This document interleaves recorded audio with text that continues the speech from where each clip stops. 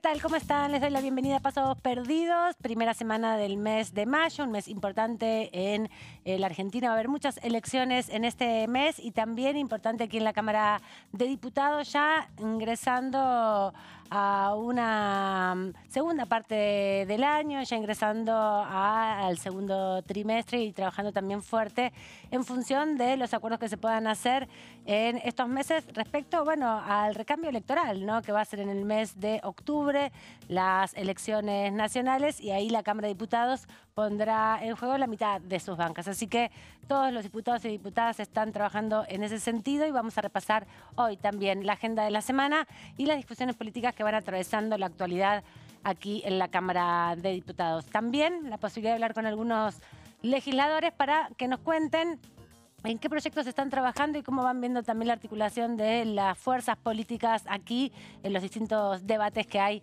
aquí ya planteados en la Cámara Baja. Hay comisiones importantes que buscan resolver con dictámenes algunos proyectos, algunos que impulsa el Ejecutivo, otros que impulsa la oposición, y también la investigación que ya se puso en marcha del caso Libra con las imposibilidades de definir por ahora las autoridades. Veremos cómo se va resolviendo en las próximas horas. Pero para comenzar, vamos a los títulos rápidamente, empezando de esta manera el programa.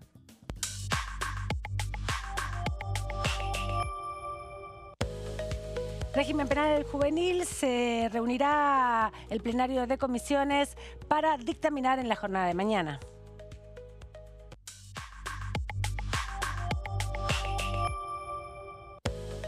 Moratoria previsional. También se reúnen las comisiones de Previsión y Seguridad Social junto con la de Presupuesto y Hacienda.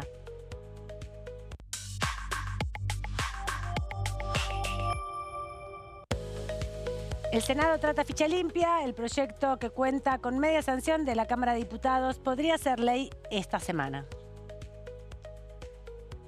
Le vamos a dar la bienvenida a nuestra colega Melissa Jofré. ¿Cómo estás, Meli? Buena semana y buen inicio también del mes de mayo. Hola, Amanda. Bueno, sí, buena semana. Un lunes gris, ¿no? Bueno, tenemos acá en la ciudad de Buenos Aires. Y sí, una agenda para esta semana que, si bien no está tan cargada como en otras ocasiones, sí, como vos bien decías, tiene temas importantes por delante y veremos si después de lo que fue la semana pasada todo el tema de la criptomoneda Libra que ponía incómodo al oficialismo, bueno, finalmente puede anotarse en el día de mañana un tema para su lado, ¿no? La Libertad Avanza, porque va a buscar que se dictamine el proyecto de régimen penal juvenil.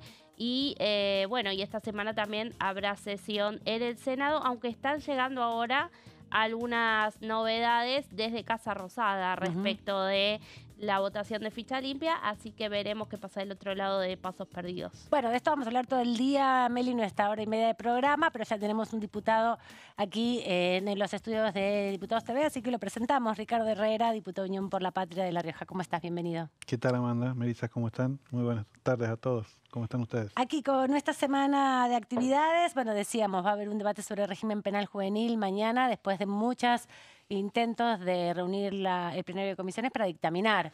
Unión por la Patria ha presentado proyectos propios y tiene una mirada, una perspectiva un poco más crítica respecto a la edad de imputabilidad, que es lo que está en negociación ahora entre el oficialismo y la oposición. Sí, la verdad que no estamos de acuerdo con el proyecto impulsado por el oficialismo, ¿no? Nos parece que nos quedamos cortos en la discusión. Me parece que es una salida superficial a un tema mucho más profundo, ¿no? Empezar a discutir o solamente discutir la edad de imputabilidad, me parece que obedece a una agenda que necesita un debate mucho más profundo. No solucionamos nada metiendo presos a chicos de 14 años, ¿no?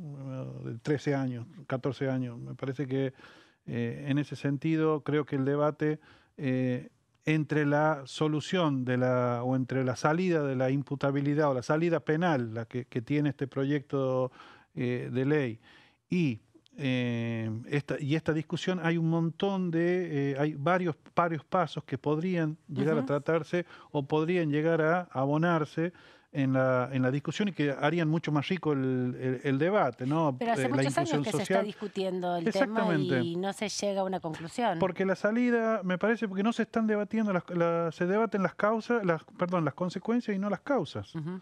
Acá las causas son, y esto no es patrimonio exclusivo de un gobierno. Me parece que las causas han venido poniéndose como capas geológicas, ¿no? Es decir, bueno, se han venido tapando, pero las causas son las que realmente hay que debatir, que son las cuestiones estructurales que tiene y por qué los chicos llegan a cometer delitos. Me parece que hay políticas públicas que se han dejado de financiar, políticas públicas que necesitan volverse a poner en la agenda política. Y yo no estoy hablando de nada raro, ¿no? Me parece que acá con hablar con los pibes, hablar con los chicos, políticas públicas que tienen que ver con la educación, políticas públicas que tienen que ver con el deporte, políticas públicas que tienen que ver con la familia, es decir, el contexto familiar. Me parece que allí es donde está el debate y a dónde tenemos que ir a buscar las causas. Un chico no sale a delinquir a los 13 años porque sí nomás. No sale a delinquir a los 14 años porque sí nomás. No es alto el porcentaje de también, esto como que se quisiera hacer como un caso que hay resonante en la sociedad, es como que se lo estigmatiza y que todos Como un fenómeno general. como que los chicos son todos delincuentes a los 14 años o a los 13 años. Me parece que esto no es así, me parece que hay que abordarlo con mayor seriedad y me parece que necesita otra mirada por parte del Estado. En los proyectos tampoco se discute acerca de cómo se va a financiar este proyecto, cómo se va a financiar, es decir, a dónde van a ir al mismo lugar que toda la Argentina sabe que está mal. Es decir, que vayan a un lugar, a una cárcel donde van a convivir con otras personas delincuentes que han cometido delitos, que son sumamente peligrosos. Vamos a poner un chico de 13, 14 años en esa situación. Bueno, me parece que ¿hay algún proyecto donde dice vamos a destinarlo a establecimientos que tienen un tratamiento distinto del régimen penal común? Bueno, no está esa discusión. La discusión está concentrada y centrada en lo que es la baja de la imputabilidad y me parece que hay matices que se tienen que abordar. Y esto es para delitos federales, ¿no? Modificación del código para delitos federales, que tienen que ver con trata de personas, narcotráfico, contra la administración pública, corrupción, pero marcas. De todas maneras, estamos tratando trabajamos en definitiva se trabaja sobre las consecuencias y no sobre las causas del problema. Las causas del problema me parece que son varias. El narcotráfico, por ejemplo. El narcotráfico va a seguir, si el chico si es punible a los 13 años, van a buscar chicos de 12 o de 11 para que cometan esos delitos y para que puedan salir a delinquir. No estamos abordando el problema real que merece la atención y merece porque es más caro. Porque es mucho más caro abordar el problema en su totalidad, ¿no? Es mucho más caro abordar políticas públicas, financiar políticas públicas en donde traten en el tema de la educación, en el tema del deporte. Estamos cerrando centros deportivos, estamos cerrando centros recreativos, estamos desfinanciando políticas públicas destinadas a la educación. La verdad, entonces tenemos que saber dónde estamos también nosotros, desde dónde damos la discusión, ¿no? Sí. Y en el día de mañana también, diputados, bueno, va a haber una nueva reunión informativa de los plenarios de Previsión y Seguridad Social y Presupuesto. Usted es vicepresidente de Previsión. Preguntarle respecto, no tanto ya de la necesidad que consideran desde Unión por la Patria que hay, obviamente, de abordar proyectos de este tipo, sino qué escenario ve de cara a la semana que viene alcanzar un dictamen. Porque el año pasado hubo, además de bloques de la oposición dialoguista, también estuvo en ese momento la Unión Cívica Radical de acuerdo en la ley que finalmente fue vetada con la recomposición de un 8% para las jubilaciones y demás, hubo un consenso que hoy no se ve tan claro porque hay muchas propuestas distintas y en el caso de la Unión Cívica Radical, por ejemplo, proponen una prestación proporcional y no una extensión de la moratoria. Sí,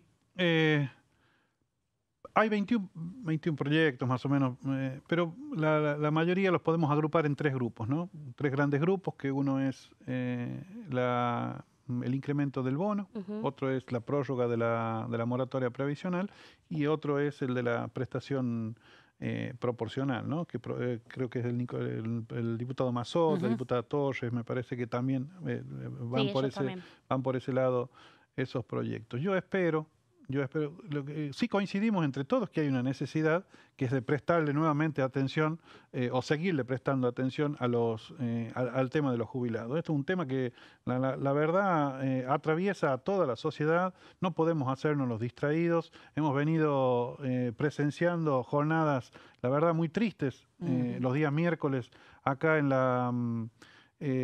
la puerta del Congreso, ¿no? Entonces, me parece que tenemos que hacer el esfuerzo para encontrar un consenso, para buscar un consenso. Estas 3 jornadas han servido, bueno, se va a cumplir la tercera jornada, ¿no? Pero estas 2 jornadas y esta tercera van a servir para esclarecer algunos puntos y que han sido bastante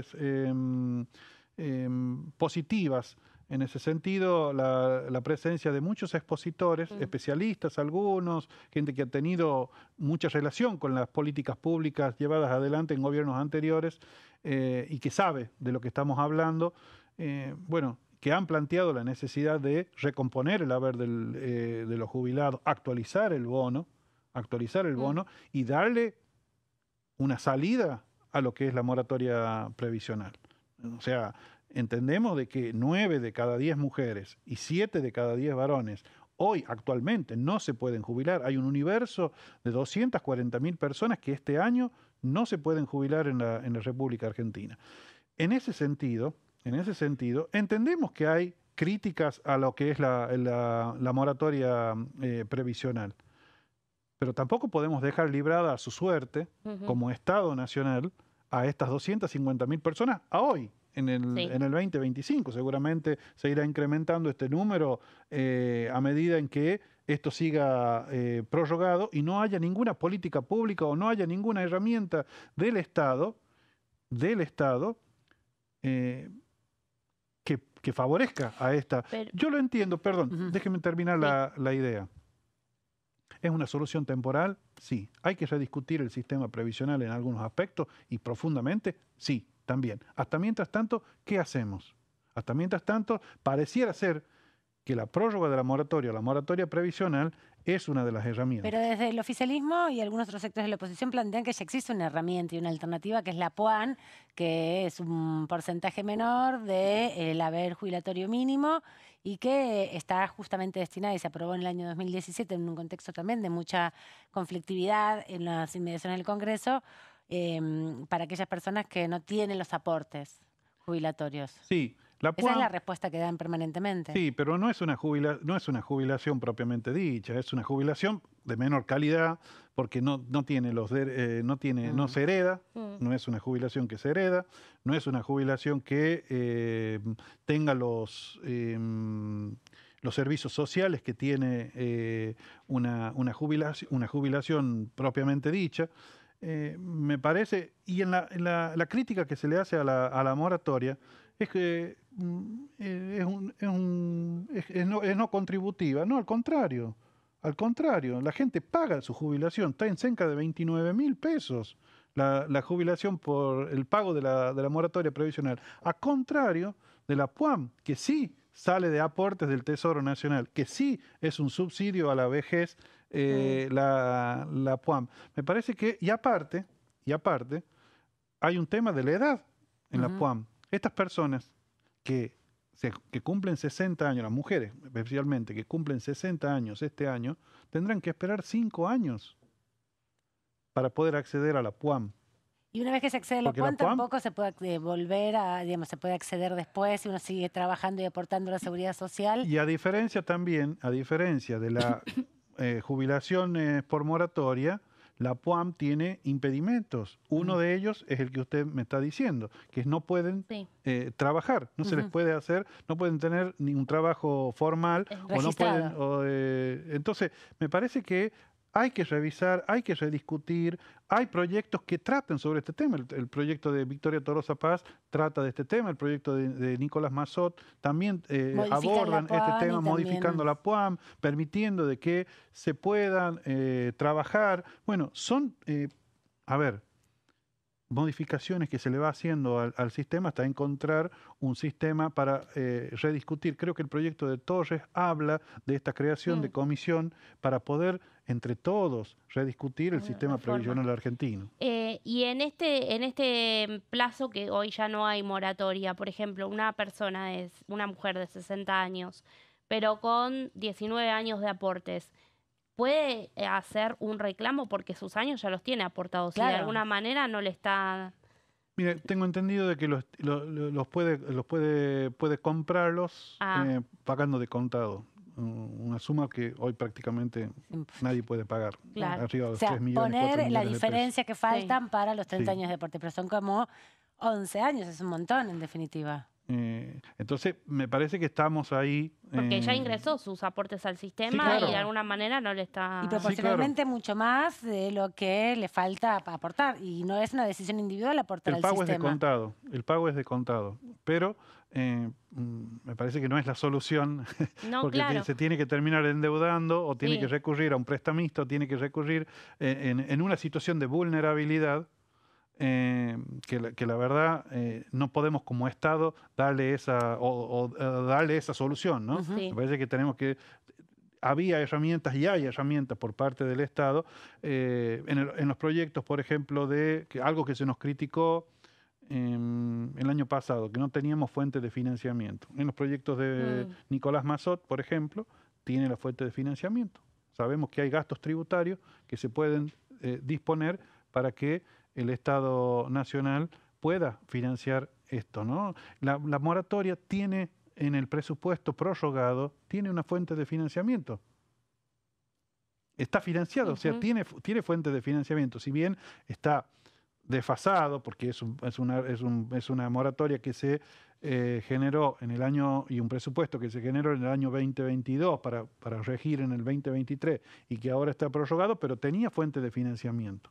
Por lo tanto, el Estado Nacional puede echar mano y puede redistribuir partidas presupuestarias para poder seguir financiando la moratoria previsional. Habrá que ver, me parece que más allá de las cuestiones técnicas, tendríamos que tener esa voluntad política y esa decisión política de poder avanzar en darle una solución parcial, aunque más no sea, a nuestros jubilados. Yo saco un segundito de la actualidad del Congreso y preguntarle, al principio del programa planteábamos año electoral 2025 en el mes de octubre.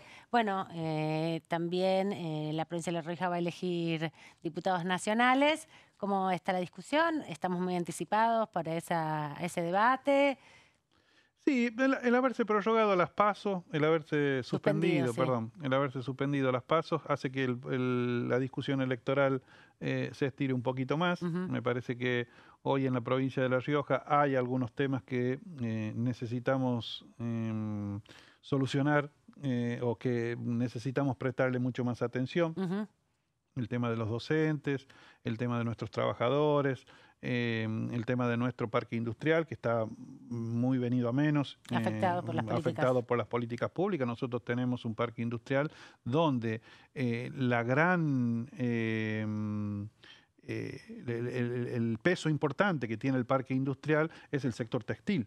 El sector textil, con la apertura de las importaciones, se ha visto seriamente dañado. Entonces tenemos una tensión muy importante entre el despido, entre la suspensión, entre el pago de vacaciones anticipadas. Bueno, todo esto el gobierno lo viene siguiendo muy de cerca. Me parece que estamos ahí, nosotros estamos, nuestra energía y nuestra mirada está puesta ahí. Hemos dilatado un poquito y hemos dejado de lado un poquito la discusión electoral para ayudar al gobernador, ayudar al gobierno y tener esa mirada en esos sectores que hoy no la están pasando bien. Muchas gracias, diputado Herrera, por estos minutos aquí en Pasos Perdidos. A ustedes, muchísimas gracias, como siempre.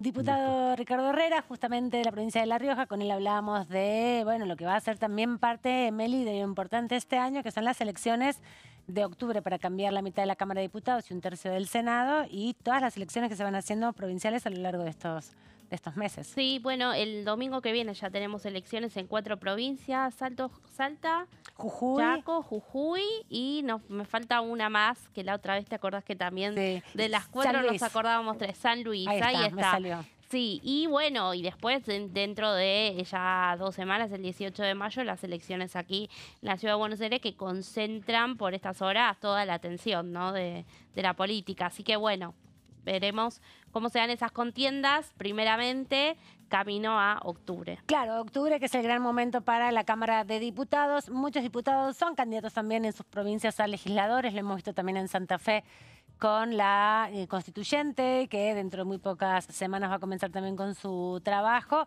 y el desarrollo se van haciendo en cada uno de estos distritos, que hace que muchos legisladores vayan a sus territorios, no solamente a hacer la campaña nacional, sino sobre todo las campañas locales. De esto vamos a hablar a lo largo de lo que queda del programa. Vamos a la pausa y volvemos en instantes.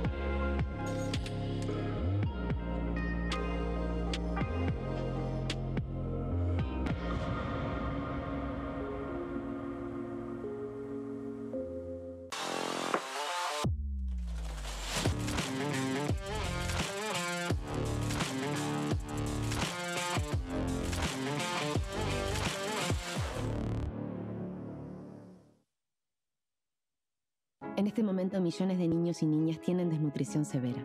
Algunos están tan débiles que apenas pueden pararse. Pero con tu ayuda, podemos salvar a los niños.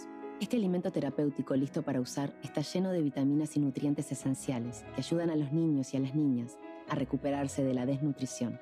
Gracias a personas como vos, ayudamos a salvar a millones de niños cada año. Da un simple paso. Dona ahora y ayúdanos a seguir salvando vidas.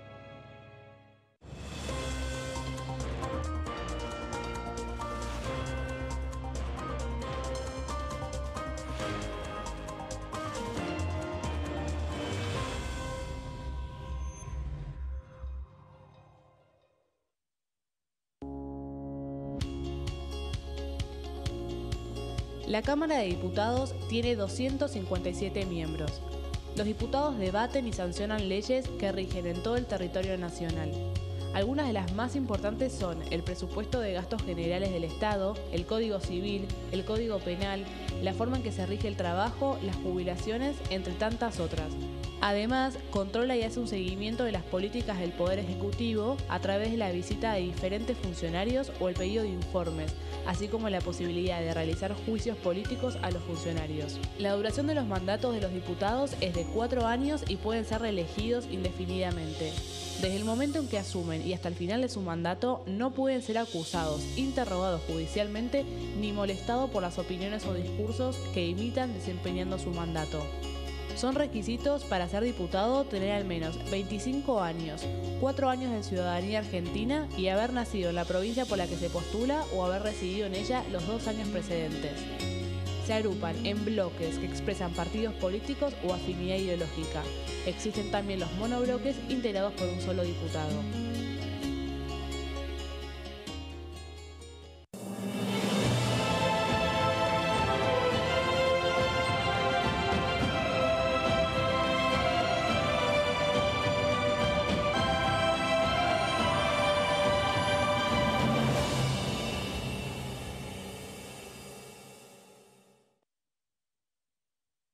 ¿Cómo prevenir dengue, zika y chikungunya? Para prevenir estas enfermedades, evita que el mosquito te pique y no lo críes en tu casa. El mosquito que transmite dengue, zika y chikungunya se cría en recipientes que juntan agua en los hogares.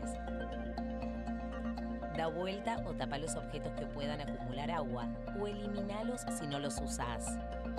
Limpia y cepilla frecuentemente desagües y libera canaletas de hojas y o tierra. Evita tener plantas en floreros o frascos con agua.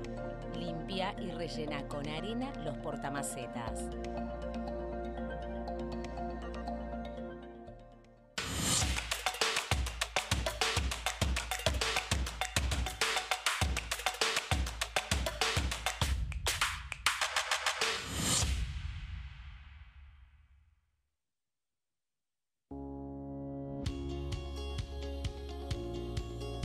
Cuando un proyecto de ley ingresa a la Cámara de Diputados, ya sea creado por un legislador, enviado por el Poder Ejecutivo o producto de una iniciativa popular, se trata primero en las comisiones correspondientes para luego ser tratado en el recinto por los diputados. Las comisiones son el ámbito de análisis y debate sobre los proyectos de ley conformadas por legisladores de distintos bloques. Hay 23 comisiones especiales que tratan temas específicos como el atentado de la AMIA y 45 permanentes que tratan temas vigentes como educación y salud. Un diputado puede formar parte de varias comisiones. Cada comisión se compone de un presidente, un vicepresidente y de 3 a 5 secretarios. La duración de los miembros de las comisiones permanentes y especiales es de 2 años. Para que la comisión funcione debe tener quórum, es decir, un mínimo de 15 y un máximo de 31 a 49 diputados. Las autoridades son elegidas por los propios integrantes de las comisiones, que a su vez son elegidos bajo consenso por sus propios bloques. Para que un proyecto sea tratado en el recinto, debe contar con el apoyo de la mayoría de los integrantes de esa comisión. Al finalizar una reunión de comisión, se dictamina sobre la pertinencia de tratar el proyecto en el recinto. El dictamen propone una resolución o decisión sobre una o varias iniciativas o proposiciones.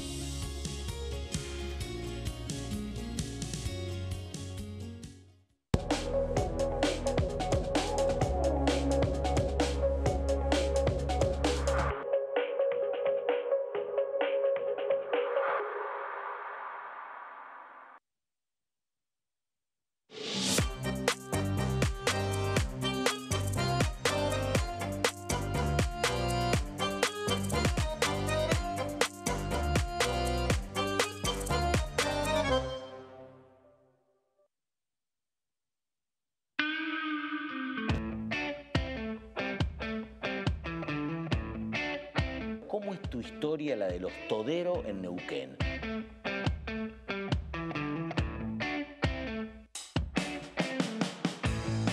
El tema de la política y los vínculos personales, ¿se sostienen pese a todo?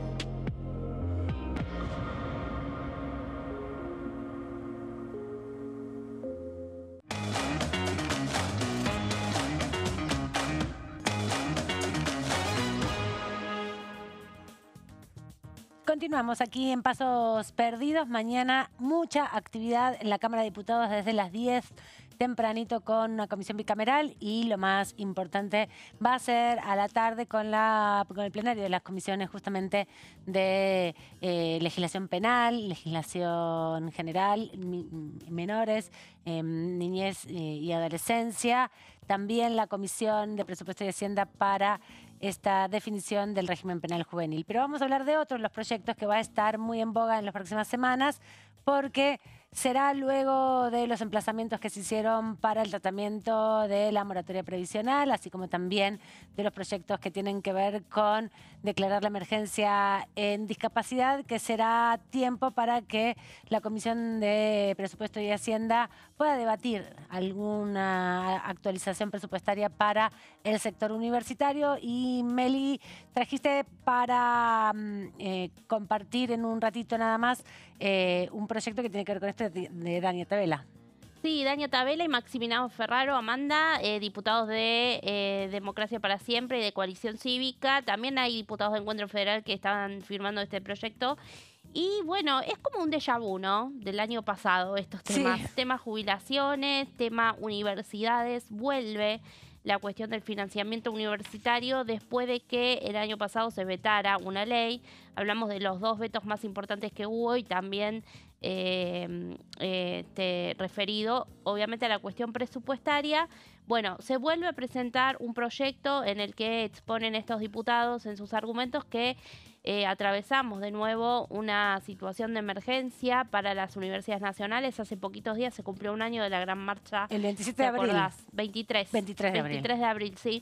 Y bueno, hoy por hoy está este proyecto que dentro de esta coalición opositora que se está conformando entre Unión por la Patria y otros bloques de la oposición dialoguista, está la intención de que en una sesión en la que van a pedir para tratar el tema de discapacidad y el tema previsional que se estima va a tener dictamen la semana que viene, bueno, pueda también aprobarse un emplazamiento a comisiones para discutir justamente esta cuestión.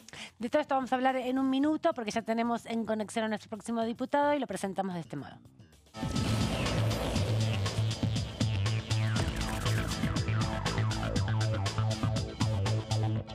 Le agradecemos al diputado Manuel Quintar del bloque oficialista La Libertad Avanza aquí en la provincia de Jujuy. ¿Cómo está? Bienvenido. Buenas tardes. Amanda Alme, Melissa Jofre, los saludamos desde el estudio.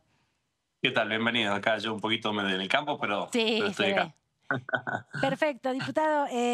Bueno, la semana que viene elecciones en su provincia, elecciones locales junto con otros distritos.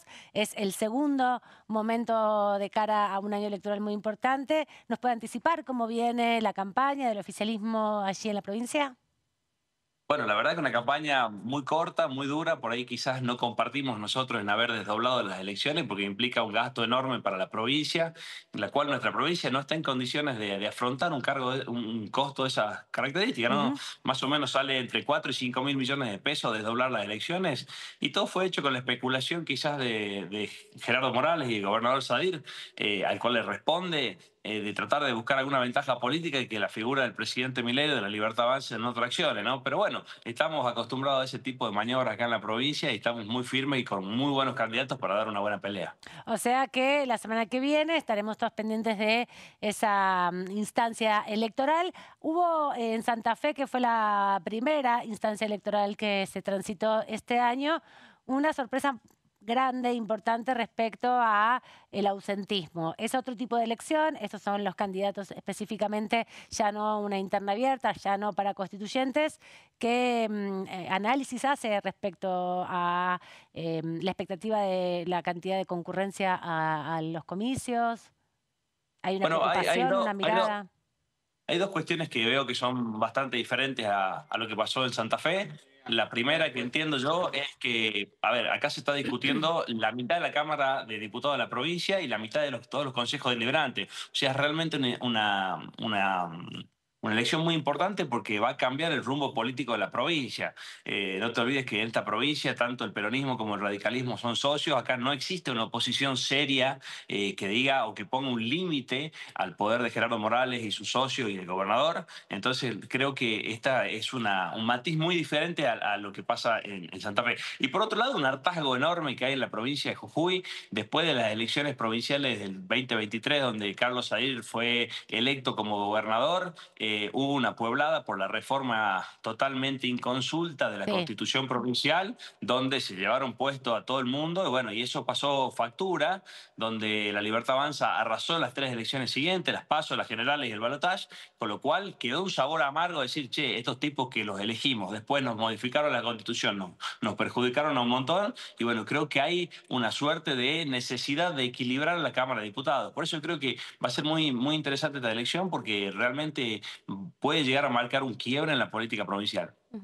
¿Qué tal, diputado? Lo saluda Melissa Jofré. Bueno, consultándolo, ¿no?, por la agenda de esta semana y particularmente mañana. Usted preside una de las comisiones del plenario que se va a reunir por el tema del régimen penal juvenil. Está la expectativa de, bueno, llegar a un dictamen consensuado. ¿Cómo se trabajó en esta iniciativa, que había un proyecto del Poder Ejecutivo, pero también de otros bloques con los que mañana se espera que firmen despacho? Bueno, un trabajo muy intenso junto con Laura Rodríguez Machado, el profe Expert. La verdad que estamos todos trabajando codo a codo, buscando el número. Entiendo que estamos muy cerquita de lograrlo. La verdad que hay un consenso muy amplio en que esto ya no da para más. O sea, hoy seguir creyendo que una persona de 14 o 15 años no es consciente del daño que le provoca a otra cuando sale a pegarle un tiro a un jubilado, cuando sale a robar, cuando viola a una persona, me parece que ya no hay más margen para discutir esto. Ya se agotaron todas las instancias, tuvimos más de 9 reuniones informativas donde hablaron todas las voces, todos los especialistas, y bueno, creo que el número se está llegando a los 14 años. Me parece que hoy más que el número hay que ver un tema de implementación, en cuánto tiempo, a qué tipo de delitos y quizás alguna pena máxima que se está discutiendo, pero entiendo que estamos muy cerca de lograr el consenso y de mañana sacar un dictamen que lo podamos llevar al recinto. Diputado, le preguntaba a un colega también de otro signo político respecto a este proyecto, porque la Cámara de Diputados y el Senado Nacional debaten en torno a los delitos federales. Estos delitos que están vinculados sobre todo a los menores, a los jóvenes, a los niños en conflicto con la ley, ¿son delitos federales? ¿Son delitos de orden ordinario? ¿Lo tienen que juzgar los jueces federales? ¿Lo tienen que juzgar los jueces ordinarios? Porque no. Hay un poco de confusión respecto a esto. No, a ver, entiendo que se puede haber generado alguna confusión con el tema de ficha limpia, quizás. Con ficha limpia sí hablamos de delitos federales porque son condenas de los tribunales federales. Esto es, y porque fue una modificación al Código Electoral. Esto directamente es una modificación al régimen de imputabilidad de los menores, lo cual modifica en cierta forma toda la actividad penal y es aplicable a todos los delitos, a los delitos del Código Penal, no solamente a los que se han juzgado en tribunales federales. Diputado, consultarlo por la semana pasada, ¿qué sabor le dejó la interpelación que hubo al jefe de gabinete? Bueno, las explicaciones que dio Francos y también la intención de la oposición de continuar con el caso de Libra aquí en la Cámara Baja. Mirá, el jefe de gabinete fue extremadamente claro, quedó muy evidente la payasada que quieren hacer la oposición, y perdón el término, no es correcto que lo diga en este medio, pero realmente sentimos que fue una payasada, sentimos que quieren hacer show de cualquier pavada, no por minimizar el tema, porque si es que hay algún problema, ahí tiene que dirimirlo a la justicia, a los responsables, pero entiendo que el presidente y todo el gabinete no tienen absolutamente nada que ver. El presidente fue muy claro con esto, fue muy claro el ministro Francos, y la verdad es que al momento de la interpelación, lo cual no se hacía hace 30 años, después de todos los casos de corrupción y escándalos del kirchnerismo, no se interpeló a nadie. Lo interpelaron al ministro Franco, vino, puso la cara, trajo los registros de visitas de tanto de la Quinta Olivo como de Casa Rosada, no se levantaron ni siquiera a controlarlo, y lo más, no triste, sino lo que más evidenció la intención del circo político del kirchnerismo fue que al momento de hablar Franco se levantaron y se fueron, no quedó nadie, quedó muy poca gente, muy pocos diputados de la oposición, y lo cual, bueno, ya demuestra que es un tema agotado para nosotros y para la sociedad. A la sociedad no le interesa esto, lo que quisieron, el daño que quisieron hacer, me parece que no le salió, y si le salió ya pasó, entonces me parece que hay que darle la vuelta a la página. Gracias, diputado Quintar, por estos minutos aquí en Pasos Perdidos. Hasta cualquier momento. Muchas gracias, un saludo enorme. Manuel Quintar, diputado de La Libertad Avanza, la provincia de Jujuy, como hablábamos, este domingo próximo, junto con Salta, con San Luis y con Chaco, van a estar también dirimiendo sus elecciones locales, sus legislaturas locales. Meli, ahora sí, nos contás un poquito esta síntesis de este proyecto que todavía no llegó, digamos, a estar en el tope de la agenda, pero sí hubo un anticipo la semana pasada respecto a los emplazamientos y a la posibilidad de avanzar con nuevamente un debate en torno al financiamiento educativo, porque, bueno, no hay presupuesto en la Argentina y eso es parte de las dificultades que se encuentran en los diferentes sectores. Exactamente, Amanda. Bueno, como te decía, este proyecto de financiamiento universitario fue presentado por los diputados Dania Tabela, de Democracia para Siempre, el bloque radical que encabeza la postura más opositora, ¿no?, al oficialismo, y también por Maximiliano Ferraro de la Coalición Cívica. Tiene además firmas de diputados de Encuentro Federal. Y lo que propone es una actualización automática de las partidas destinadas al financiamiento universitario, al financiamiento de las universidades nacionales. Estamos hablando de un proyecto muy similar al del año pasado, que recordamos, Amanda, mira, tengo los números de la votación y también las fechas. Dale. Como te decía, fue el segundo gran veto, ¿no?, del gobierno nacional el año pasado. La primera ley que fue vetada fue la de que tenía que ver justamente con la recomposición en las jubilaciones. Bueno, la segunda fue la que tenía que ver con las universidades nacionales. El 15 de agosto del año pasado se dio esta media sanción en la Cámara de Diputados, con 143 votos a favor, 77 en contra y una abstención. Luego pasó al Senado, que un mes después, el 13 de septiembre, finalmente sancionó la ley con 57 votos a favor, 10 negativos y una abstención. Y luego llegó el veto y aquí en la Cámara Baja el oficialismo logró sostener ese veto, ¿no? No se consiguieron los 2/3 por parte de la oposición para poder sostener la ley en ese caso. Fueron 159 votos afirmativos, 85 negativos y 5 abstenciones. Hablamos de una ley que en su momento, según un informe de la Oficina de Presupuesto del Congreso, que va a ser seguramente lo que ahora también se va a pedir respecto de este proyecto, tenía un costo fiscal del 0,14% del PBI. Bueno, vuelven a representarlo con características similares a esta iniciativa, y lo que hay hoy es una idea por parte de este nuevo, como te decía, esta nueva coalición opositora, ¿no?, que reúne a Unión por la Patria, el Frente de Izquierda, Democracia para Siempre, Encuentro Federal y Coalición Cívica, de en esta sesión que se prevé para la semana del 20 de mayo, poder votar un emplazamiento de las comisiones para que el proyecto se ponga en debate. Lo que busca, bueno, lo que plantea es tomar como base para la actualización justamente de las partidas presupuestarias la inflación acumulada entre el 1 de mayo y el 31 de diciembre de 2024, más una fórmula de actualización mixta para este año, es decir, que desde el 1 de enero de 2025 hasta que se sancione la ley, se aplique una actualización en los montos de los fondos a partir de una fórmula que combine un 50% de IPC, es decir, de inflación, un 25% de la variación del tipo de cambio oficial para las importaciones y un 25% de las tarifas de servicios públicos.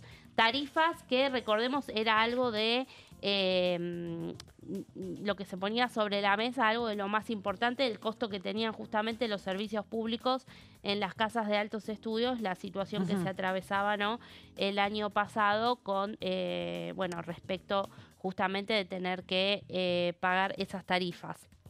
Después también otro de los artículos habla, bueno, de la recomposición del salario de los docentes y no docentes, y de una convocatoria a paritarias que, de sancionarse esta ley, tendría que ser dentro de los 5 días posteriores a la aprobación de la norma, y que en esa mesa de paritarias también se contemple justamente toda la inflación que se arrastra. Otro de los puntos es la actualización de las becas estudiantiles. también se habla aquí en este artículo del IPC, y establecer mecanismos automáticos justamente para estas becas. Bueno, finalmente no muy extenso el proyecto, pero trajimos ahí todo el detalle. También lo que propone es una modificación del artículo 58 de la Ley de Educación Superior, que tiene que ver con establecer ciertos criterios objetivos justamente para la asignación de los recursos para el reparto presupuestario de las universidades, teniendo en cuenta, bueno, la cantidad de estudiantes que tienen. ¿Te acordás que desde el oficialismo había mucho de este argumento de decir, bueno, no estudia nadie esa carrera, claro, o nadie se anota en tal facultad de esa universidad? Bueno, acá se toman algunos criterios justamente para que el reparto de fondos sea equitativo en base a la función que tiene como una la ley de universidad. coparticipación, entre comillas, digamos, Sí. donde ya se preestablezca previamente más o menos qué porcentaje del presupuesto total de las universidades va a ir a cada casa de estudios, ¿no? Para poder Exactamente. planificar un poco mejor. Exactamente, bueno, planificar, justamente de eso se trata, ¿no? Hace 2 años que no tenemos presupuesto nacional, lo que vos decías antes que empezáramos justamente a repasar las placas. Esto en los argumentos es lo que plantean los diputados, ¿no? Al no contar con un presupuesto, no hay planificación. Recordemos que siempre en la ley de leyes está la planilla de las universidades nacionales, ¿no? La llamada planilla. Que ahí, bueno, también sabes cuántos recursos van destinados. Claro, de todo el año, y además podés ver si tenés que organizar jornadas o actividades especiales o modificar cuestiones que tienen que ver con la infraestructura. Haces las negociaciones también con el Ministerio de Educación, con la gestión del Gobierno Nacional, el Ministerio de Economía, para que cada año se planifiquen distintas Claro. actividades y distintas acciones de mejora de las casas de estudio. Sobre todo aquellas que tienen investigación, ¿no? Porque tienen que comprar Bueno, reactivos. Ese es otro de los criterios para tomar justamente como base este reparto. Dice, ¿no? Bueno, la cantidad de estudiantes que tenga en la universidad, tipos de carrera, egresos, actividades científicas que desarrolle. Sí, bueno, las que tienen hospitales, ¿no? Exacto. También. Y respecto del rol de la participación de la AGN, la Auditoría General de la Nación, lo que plantea es que de manera inmediata deba remitir informes frecuentemente sobre el seguimiento y control de la utilización de los fondos por parte de la universidad. Remitir esos informes obviamente aquí al Congreso, Claro. ¿no? Porque es el organismo de control que, bueno, también depende La Comisión de Mixta este Revisora Congreso. de Cuentas, que es la que articula con la AGN Así es. para Sí, pedirle sí. auditorías en particular y que sea más constante la remisión de informes desde las auditorías en las universidades. Bueno, y uno de los puntos criticados seguramente que va a ser por el oficialismo es lo que plantea siempre La Libertad Avanza, de dónde salen los fondos. Bueno, hay un artículo solamente que se faculta al jefe de gabinete a reasignar las partidas presupuestarias para tal de dar cumplimiento efectivo a esta ley, ¿no? Así se dice en el texto. Bueno, también, si nos ponemos a decir, vamos a debatir el presupuesto nacional, el año pasado había un dictamen alternativo que estaban manejando algunos bloques, específicamente Encuentro Federal, que decía, bueno, sí, queremos poner más plata en universidades y te proponemos de dónde sacar. Sí, esa es Eso, parte de la ¿no? discusión. Pero si no está el presupuesto, no se puede hacer, ¿no? Claro. Así que bueno, este proyecto de financiamiento universitario, seguramente se van a sumar otros. Acá tenemos algunas declaraciones de Dania Tabela, que es una de las autoras, como decimos. Lo que sostuvo es que frente a un contexto de ajuste fiscal que desfinancia nuestras universidades, proponemos una ley que garantice previsibilidad, calidad educativa y acceso igualitario en todo el país. Y también de Maximiliano Ferraro, el otro autor, algo de lo que sostuvo es que defender la universidad pública es una causa irrenunciable para quienes creemos en un país con futuro, igualdad y oportunidades. Así que es otra de las discusiones que se viene, Amanda, un tema sensible que obviamente a toda la sociedad lo tiene atento, con la mirada atenta aquí sobre el Congreso, de llegar a abrirse las comisiones para que empiece su debate. Bueno, veremos cómo se da esta discusión, pero sin duda ya lo habían anticipado algunos diputados, de los que hizo referencia Meli, respecto a la posibilidad de más emplazamientos. Le damos la bienvenida a nuestra compañera y colega Silvia Rascher, que está con nosotros este rato. ¿Cómo estás, Silvia? Bienvenida. Buenas tardes. Buenas tardes, Mary. Buenas tardes, Amanda. ¿Cómo están? Lo estaba escuchando. Sería bueno que armen la auditoría también de paso. Eso, ¿no? Ahí todavía quedan, siempre lo decimos con Fraquelia, que le mandamos un besito que no pudo estar con nosotros. Bueno, sería bueno porque no hay acuerdo y no hay auditores. Ni el único que quedó fue Olmos, el presidente, que me parece que después no se va a quedar tampoco mucho tiempo. Es candidato, ¿no? Él es candidato. ¿Es candidato en la ciudad? Me parece que sí quedó bien una lista de candidatos en la ciudad. Pero tienen que nombrar los 3 senadores y los 3 diputados. Pero eso, ¿cómo se hace el mecanismo? Es acá la Cámara de Diputados tiene que tener sus propuestas y tiene. En realidad tiene que haber un consenso. Nunca se votó, siempre fue por consenso. Pero desde que asumió La Libertad Avanza no hay consenso. En principio habían vencido los mandatos de los diputados y hace menos de un mes vencieron los mandatos de los senadores y estamos con la auditoría paralizada. Sí, es algo de lo que se planteó también en la Comisión Mixta Revisora de Cuentas, que es quien articula en definitiva el trabajo con la AGN, que es un organismo autárquico, autónomo, pero que depende del Poder Legislativo. Sí, pero necesitan auditores, porque si no es muy complicado. Exacto, cómo se desarrollan estas actividades. Y le corresponden 3 a la Cámara de Diputados y 3 a la Cámara de Senadores. De los 2, había en la Cámara de Diputados 2 de UP, lo que era antes Frente para la Victoria, y uno de Juntos por el Cambio, que ya había renunciado cuando Pichetto dejó su lugar, no se volvió a elegir a otro. Hay una discusión porque Juntos por el, digamos, los radicales querían un lugar para Mario Negri, si la memoria no me falla, creo que no. El PRO quería un lugar para Jorge Trea, que es el exministro de Trabajo de Mauricio Macri, y La Libertad Avanza quería un lugar para Santiago Viola. Porque en una primera instancia también esto tiene que ver con la proporcionalidad de representantes en la Cámara, ¿no? No es que los espacios o las sillas en la AGN se definen solamente por consenso. Tienen que ver con la proporcionalidad en la Cámara y ahí las definiciones que habían habido al principio del mandato de Martín Menem era en una primera instancia que La Libertad Avanza, si bien era la segunda minoría en la Cámara Baja, no iba a reclamar un lugar en la AGN, pero todo eso cambió. Todo eso cambió y cambió la realidad de la Cámara de Diputados, ¿no? Porque hace un año atrás que la UCR pedía fuertemente por Mario Negri no perder un lugar en la AGN, un lugar histórico en la AGN, y era un bloque que tenía 34 diputados y hoy tiene 14. Claro. Sí, que me parece que mucho no puede reclamar. Exacto, eso cambió la realidad y la fuerza del reclamo. Hay otros que decían, bueno, no importa que tenga 14, que tenga 34, porque él tenía también los votos de la coalición cívica, de Encuentro Federal. No, pero no es así históricamente. Históricamente se divide proporcionalmente de acuerdo al partido, a la fuerza que vos tenés en el Congreso.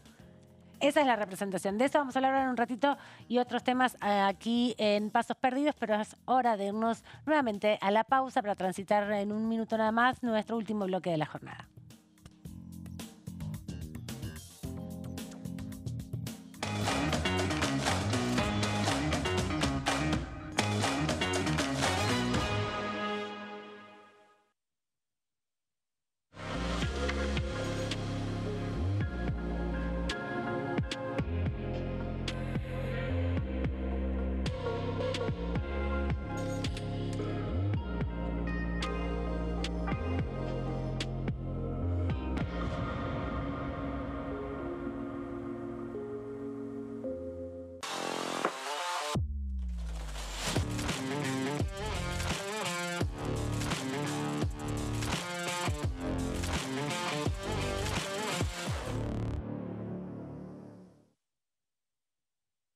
En este momento, millones de niños y niñas tienen desnutrición severa.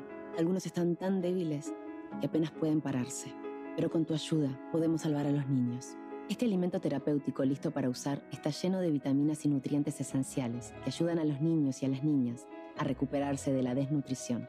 Gracias a personas como vos, ayudamos a salvar a millones de niños cada año. Da un simple paso. Dona ahora y ayúdanos a seguir salvando vidas.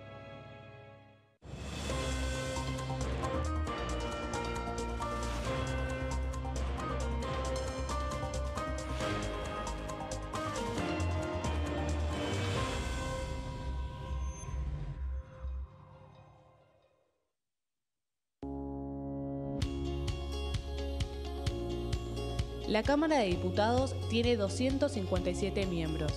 Los diputados debaten y sancionan leyes que rigen en todo el territorio nacional.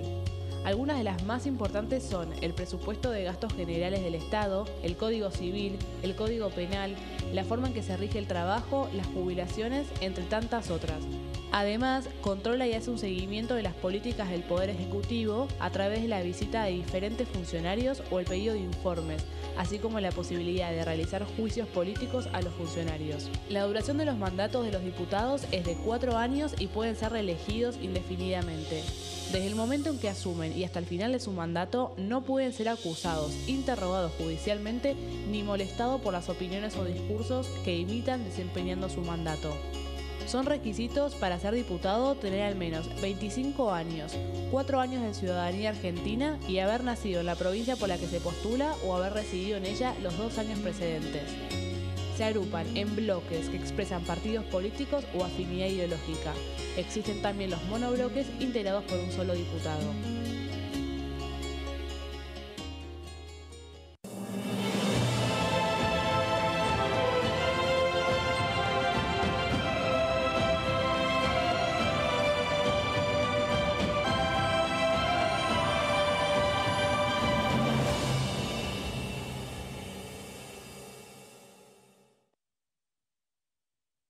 ¿Cómo prevenir dengue, zika y chikungunya? Para prevenir estas enfermedades, evita que el mosquito te pique y no lo críes en tu casa. El mosquito que transmite dengue, zika y chikungunya se cría en recipientes que juntan agua en los hogares. Da vuelta o tapa los objetos que puedan acumular agua o eliminalos si no los usás. Limpia y cepilla frecuentemente desagües y libera canaletas de hojas y o tierra. Evita tener plantas en floreros o frascos con agua. Limpia y rellena con arena los portamacetas.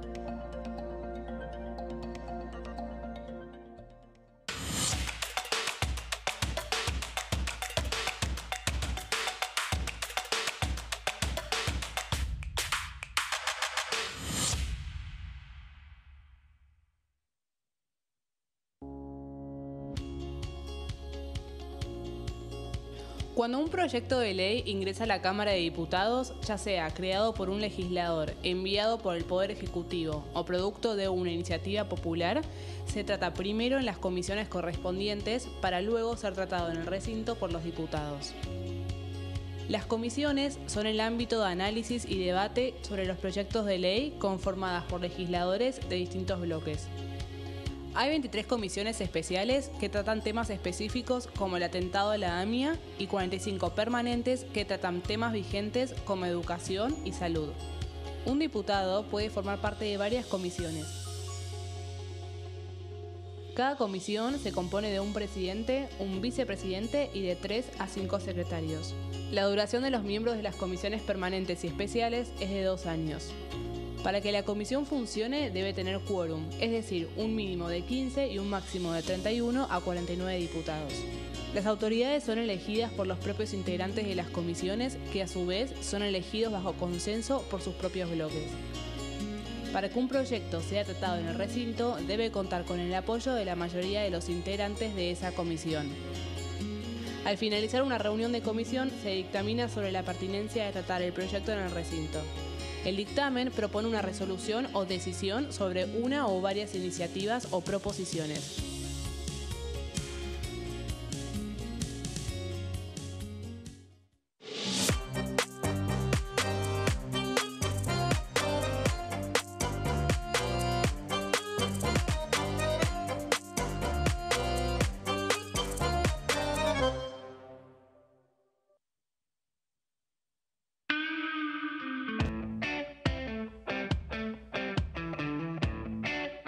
¿Cómo es tu historia, la de los Todero en Neuquén?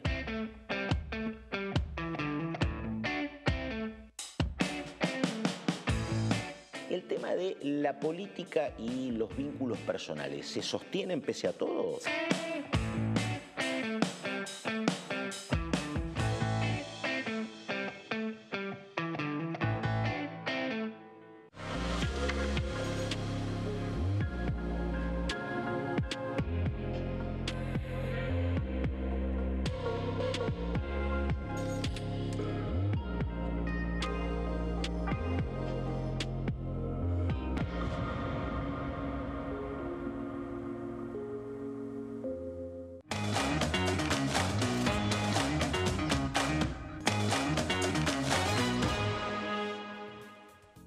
seguimos aquí en Pasos Perdidos repasando lo que va a suceder mañana, día importante, día intenso, con la posibilidad de un dictamen que se viene trabajando hace mucho tiempo, que tiene que ver con la modificación del régimen penal juvenil, que, bueno, después de muchas reuniones, después de postergaciones por interpelaciones, por reuniones con el jefe de gabinete, por sesiones, hubo que llegar hasta esta semana. Finalmente mañana va a ser el plenario y veremos, Meli, entonces, y Silvia, como decíamos, qué va a suceder. Está todo bastante planteado con la posibilidad de un dictamen. Un dictamen que, bueno, también tendrá que ser sus construcciones de mayorías en el recinto y luego lo propio en el Senado. Son temas complejos. Digamos, son temas complejos porque tenemos una ley, un régimen penal juvenil de la época de la dictadura. Vamos a ser también claros.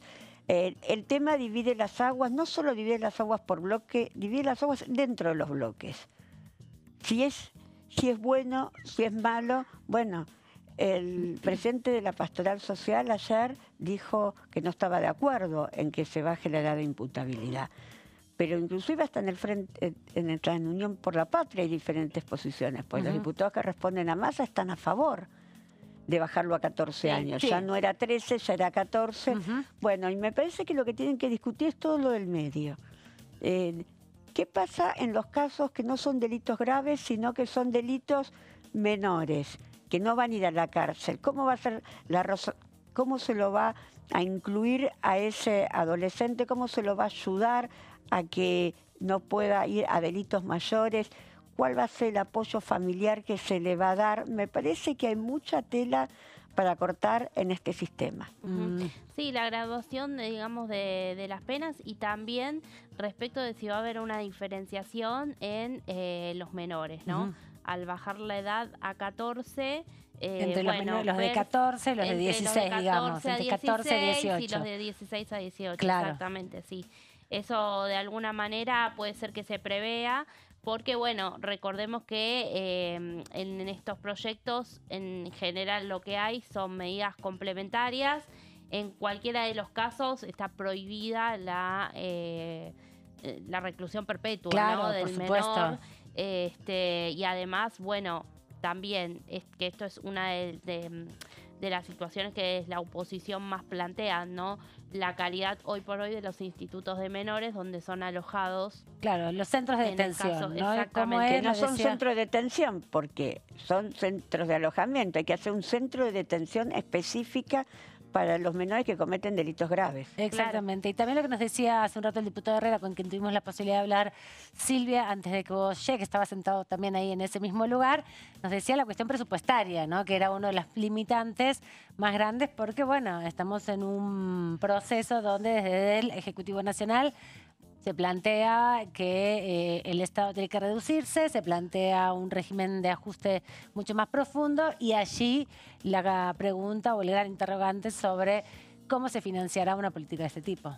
Bueno, hubo el año pasado una reunión informativa en la que José Luis Espert, presidente de la Comisión de Presupuesto, leyó un informe por parte de la Oficina de Presupuesto y tenía que ver, no recuerdo ahora bien el monto exacto, importe, lo vamos a buscar del costo fiscal, pero ellos hablaban de que no había un costo mayor de acuerdo al proyecto enviado por el Poder Ejecutivo y se hablaba, bueno, sí, el costo que implicaría el rol del supervisor y de la cantidad de supervisores que se estimaban. Que se podían de acuerdo a las designar. Estadísticas también, ¿no? Exacto, porque es uno de los delitos de menor impacto en el volumen, ¿no? Los menores que delinquen o los menores en conflicto con la ley, proporcionalmente con los adultos que delinquen, con las personas jóvenes, con las mujeres, es proporcionalmente menor. Pero también esta semana que concluyó tenemos un hecho muy importante del cual Silvia nos vas a comentar y tiene que ver con los procesos de interpelación. Mucho se ha dicho también en estas horas de que después de 29 años, después de 30 años, nuevamente el Congreso hacía uso de esta herramienta que es la interpelación a un funcionario, en este caso fue Guillermo Francos, pero había en la lista otros funcionarios más. ¿No es cierto? Exactamente. Bueno, yo les voy a contar, me parece que hay un tema que es central. Que es cierto que, digamos, en el pasado se hicieron varias interpelaciones, pero no fueron técnicamente interpelaciones como fue en el caso de Guillermo Franco, digamos, aprobando un proyecto en el recinto para que el funcionario venga a exponer de un determinado tema, como se hizo en el caso, basándonos en el artículo 71 de la Constitución, en el caso de Guillermo Franco. Bueno, Guillermo Franco vino el pasado martes 29, expuso entre casi 7 horas y explicó, bueno, deslindó cualquier responsabilidad del presidente en la operatoria de la criptomoneda. Digamos, la interpelación a un funcionario se basó, por supuesto, en el artículo 71. También están citados por el mismo caso para el próximo 14, pero me parece que no van a venir. Bueno, es el dato que manejo hasta el día de hoy, que por no van a ahora venir. No que a sabemos. punto me pongo las manos en el fuego que no vienen. Sí. Y con Mariano Cuño Libarona, como hubo el otro día un ida y vuelta, si venía o si no venía, igual me parece que el gobierno no quiere que venga ya ningún funcionario, como que la opinión ya la puso, digamos, la estableció directamente Guillermo Franco. Y bueno, vamos a ver después qué pasa con la criptomoneda, digamos, con la comisión investigadora, que donde tienen que a ver qué reglamento hace, si van a poder citar testigos, si no van a poder citar, si se los va a poder traer con la fuerza pública, si no. Pero bueno, eso ya estará fuera de este sistema de interpelación que hoy estamos analizando. Después, digamos, hacía más de 30 años que no venía un ministro, ¿por qué digo un ministro y no digo una interpelación? Un ministro a exponer ante el plenario legislativo. Fuera, hablemos de lo que son los informes del jefe de gabinete. Obvio, que eso es obligatorio por la Constitución. Que eso es obligatorio por la Constitución.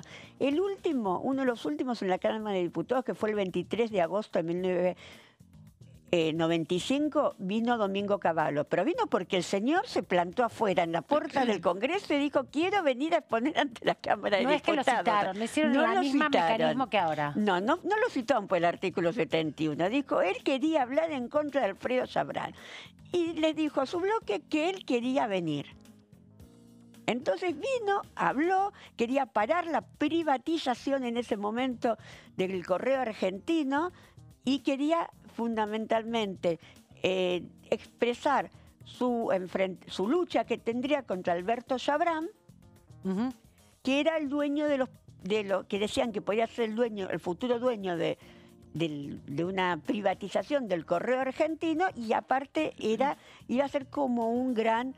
porque era el dueño de dos correos privados. De dos correos privados. Entonces iba a ser como un monopolio. Eso es lo que él quiso evitar. Entonces en esa ocasión vino Cavallo. Inclusive, voy a decir más, en el gobierno, antes de pasar esta placa voy a explicar algo, en el gobierno de Carlos Menem hubo muchos informes digamos, dentro del recinto, pero de funcionarios que acordaban los bloques que vengan, pero que no eran que se aprobaba un proyecto de interpelación. Claro.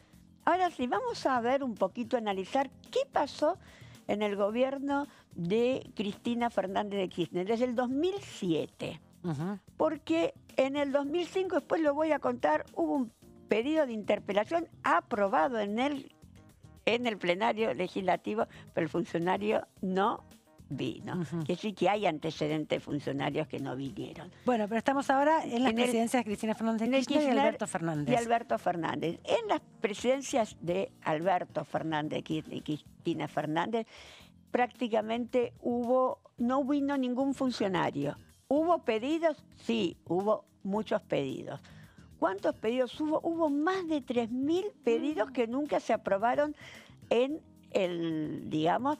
el plenario legislativo, con lo cual los funcionarios no han venido. ¿Por qué?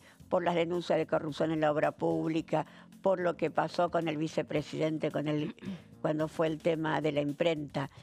De Chicone, por las distintas denuncias que habían. La conclusión es que no vino ninguno de los funcionarios. Pero estos proyectos que se presentaron, estos 7.000 proyectos que se presentaron, fueron presentaciones que hicieron los diputados en el mismo sentido que esta que se aprobó de Guillermo Franco. Sí, en base al artículo 71 pero de la no Constitución. lograron las mayorías pero no lograron en el las mayorías recinto para aprobarlo. Claro. Entonces, durante el gobierno, digamos, a partir de 2007, vamos a hacer la cuenta porque en el 2005 ya dijimos que hubo un proyecto de interpelación aprobado, en el 2000, en el gobierno de Cristina hubo, voy a leer porque la verdad que de acá no veo, no estoy mirando los números, discúlpenme. 1.301 proyectos. Exactamente, hubo 1.301 proyectos. En la primera presidencia. En la primera presidencia. En la segunda fueron 2.112 proyectos. Y bueno, el máximo lo tuvimos en el gobierno de Alberto Fernández. ¿Cuánto hubo? 3.163 proyectos que pedían, que por la pandemia, que por los casos de asesinato, que por las denuncias que había con el vacunatorio. Hubo diferentes motivos, pero nunca se aprobó ningún proyecto, con lo cual no vino ningún funcionario. No, venían a las comisiones, que no es lo mismo, ¿no? Venían a la comisión. Claro. Estamos hablando de un proyecto aprobado de interpelación en base al artículo 71 de la Constitución. Claro, eso es lo importante para tener el marco. Hay una herramienta que da la Constitución, que es el artículo 71, que le permite a las cámaras convocar para interpelar a funcionarios. Esos primeros se tienen que presentar como proyectos, por mesa de entradas, como cualquier proyecto, y tienen que juntarse las mayorías. En la Comisión de Asuntos Constitucionales sería. Claro, se trata en la comisión como pasó en el caso tanto de Guillermo Franco como de Caputo, como de Cuño Libarona, que se trató en el proyecto, digamos, en la Comisión de Asuntos Constitucionales, se obtuvo en los dictámenes, se llevaron al recinto y el 8 de abril se aprobaron. Y después la interpelación fue el 29. Ahora, ¿qué pasó digamos, en otras instancias? Ustedes se preguntarán, ¿hubo proyectos que se aprobaron en el recinto en estos 40 años? Sí, hubo proyectos. ¿Vinieron los funcionarios? No, no vinieron. Les voy a contar 4 casos. 3 diputados y 1 en Senado. Agosto de 1997 se pidió la interpelación del entonces ministro de Economía Roque Fernández, de Alberto Massa y Armando Caro Figueroa, pero faltaron. También en noviembre de ese año se lo citó a Roque Fernández, pero tampoco asistió. Y en el 2001 también hubo un pedido de interpelación, pero esta vez en el Senado, por el tema de la intervención a la provincia de Corrientes, al exministro Ramón Mestre. Tampoco vino.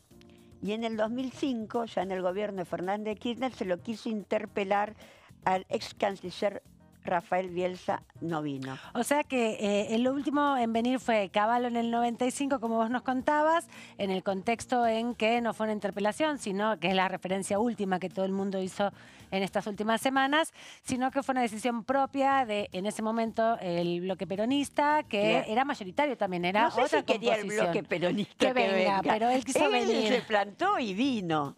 Pero lo que quería decir es que avisó también que estaba abajo. La composición del Congreso era muy disímil a la que es ahora, era bipartidista, tan atomizada. Sí, era prácticamente bipartidista, todavía hasta el 99 fue bipartidista.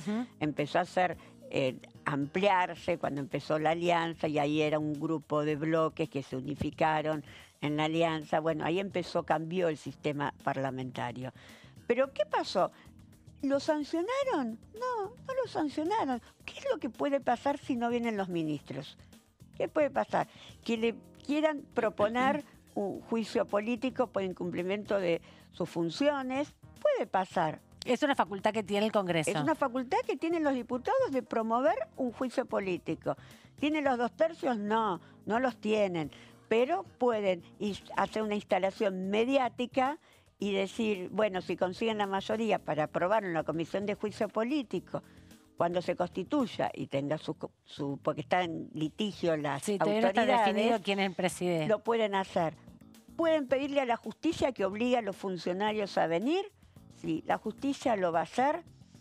Y yo en tengo general, mis dudas. En general la justicia cuando buscan dirimirse algunas cuestiones legislativas plantea que es potestad del Congreso dirimir ese tipo de cuestiones.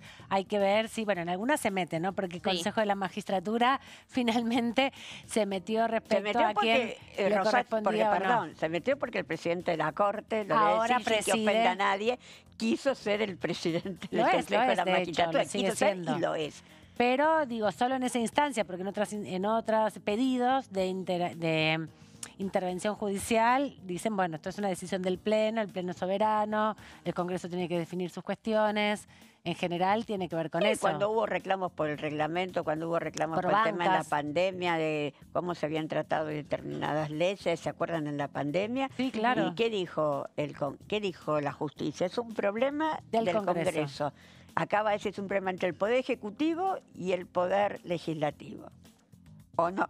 Pero vamos a ver qué es lo que finalmente va a ocurrir. Pero digo, a lo que yo voy es que hubo muchas situaciones, incluso en el gobierno de Alfonsín, yo estuve leyendo, 12 veces vinieron los ministros, pero la mayoría de las veces lo consensuaron César Jarolaki con José Luis Manzano.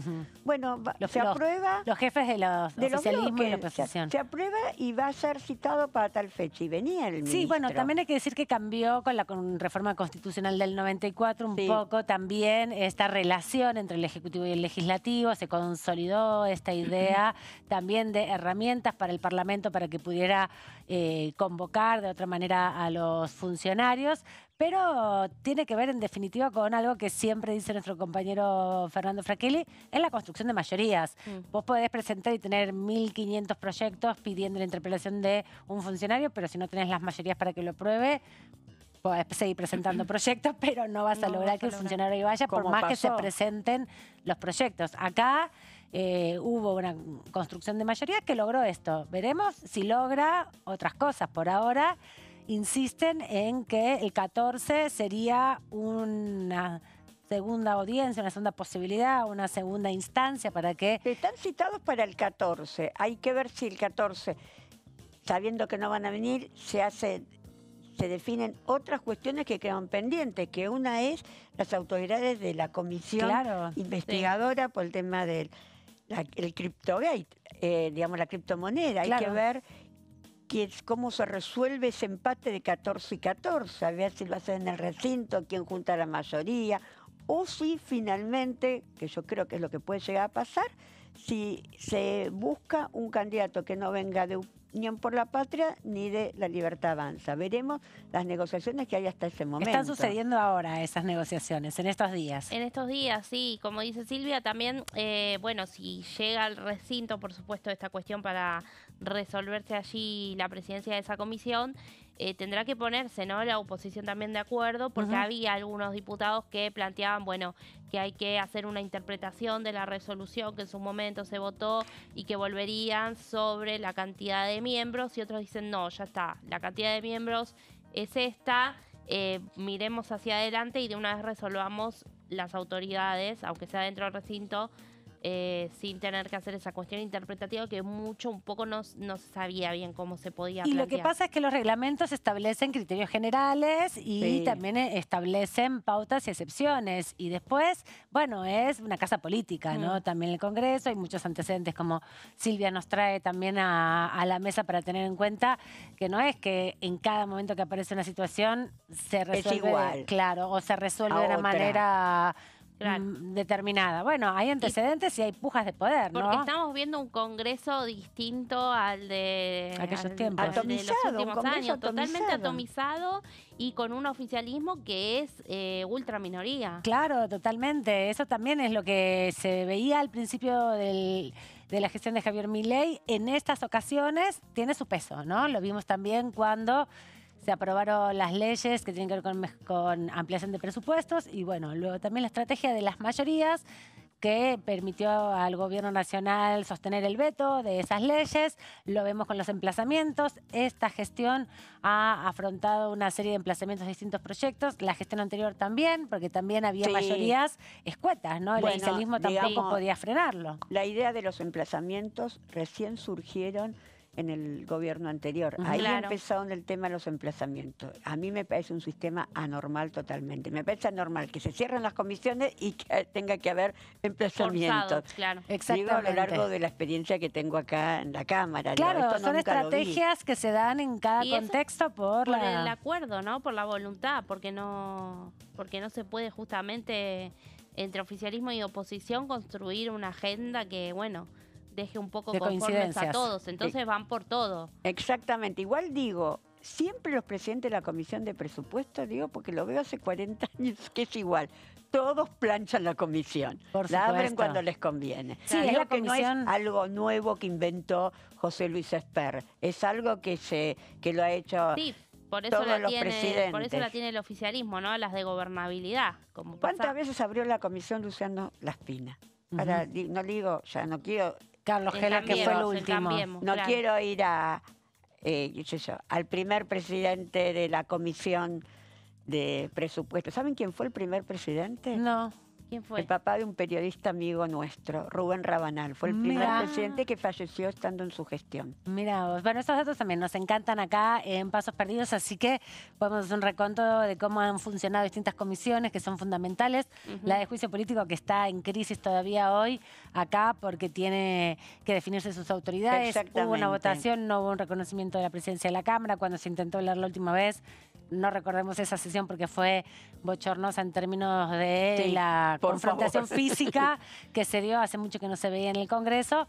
Pero bueno, son los desafíos que tiene el oficialismo aquí en la Cámara Baja, como decía Meli, siendo la segunda minoría de la Cámara y con una expectativa de que a partir del 10 de diciembre, cuando recambie la Cámara, una vez que se hagan las elecciones, pueda robustecerse un poco más, que seguramente sucederá, ¿no? Porque pone solo dos bancas en juego, la del presidente Javier Un Milei. poco más, ¿eh? Un poco más. Un poco más, Por un poco más. aliados que ganó y sí. Exacto, 8 exacto. 9. Se van a ¿Cuánto? ampliar 8 bastante. pone.